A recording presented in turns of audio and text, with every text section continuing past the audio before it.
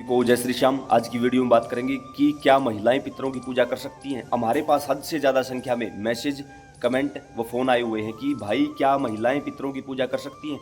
हिंदू धर्म के अनुसार पितरों की पूजा, पिंडदान, तर्पण, श्राद्ध, नारायण बलि या हवन इत्यादि पुरुषों के लिए बताया गया है, क्योंकि यह काम हमेशा ही घर के पुरुषों का होता है।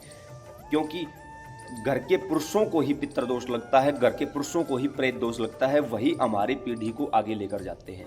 लेकिन इसके साथ साथ एक महिला पर दो परिवारों की जिम्मेदारी होती है, जहाँ पैदा हुई है वहाँ के पूर्वजों की और जहाँ शादी करके गई है वहाँ के पूर्वजों की। आपने देखा होगा कि अनमैरिड लड़कियों को पितरों की पूजा के लिए या पितृकर्म करने के लिए मना किया जाता है। क्यों?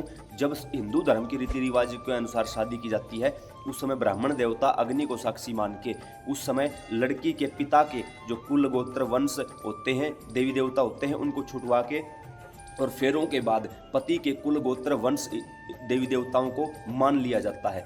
इसी कारण अनमैरिड लड़की को हमारे यहाँ कहा जाता है कि आप पितरों की कोई भी कर्म या कोई भी सेवा मत कीजिए।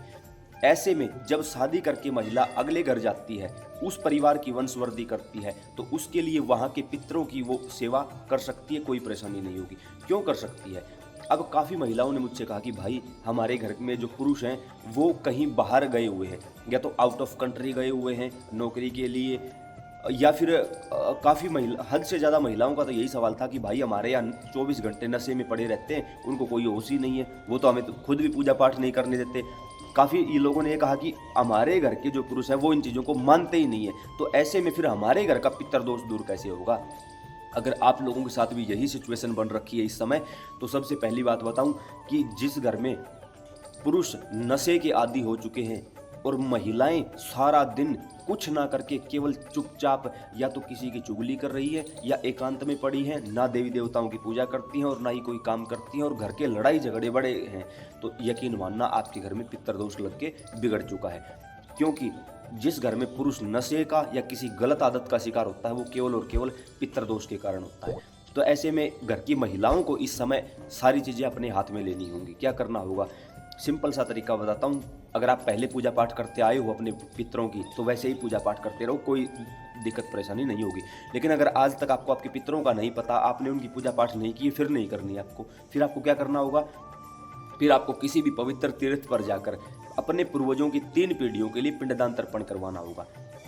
अगर कोई ब्राह्मण जानकार है तो उसे लेकर आप करवा सकते हो। लगे कि भाई हमारे पास तो कोई जानकार भी नहीं है, हमारे पास तो पैसे भी नहीं है, हम क्या करें, तो YouTube पर सर्च करो खुद से पिंडदान कैसे करें अशोक कुमार वीडियो। उस वीडियो को देखकर लगातार 5 अमावस्या किसी भी पवित्र तीर्थ पर पिंडदान कर दो, और अमावस्या के दिन ही अपने घर पर किसी ब्राह्मण को बुलाकर हवन करवा दो। हवन आप खुद नहीं करोगी, हवन महिलाएं नहीं करेंगी, नारायण बलि महिलाएं नहीं करवा सकती, यह काम घर के पुरुषों का ही है।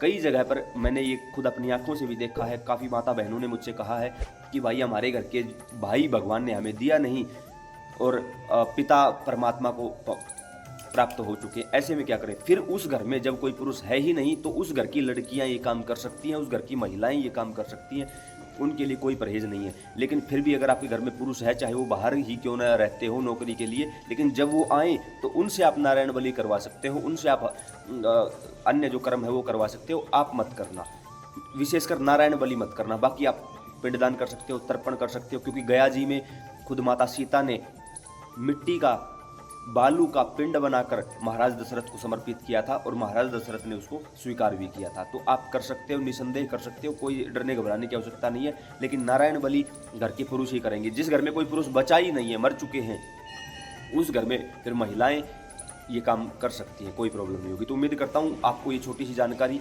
लेकिन कीमती जानकारी समझ और पसंद आई होगी। अन्य प्रेमियों के साथ इसको जरूर साझा करें। सीताराम।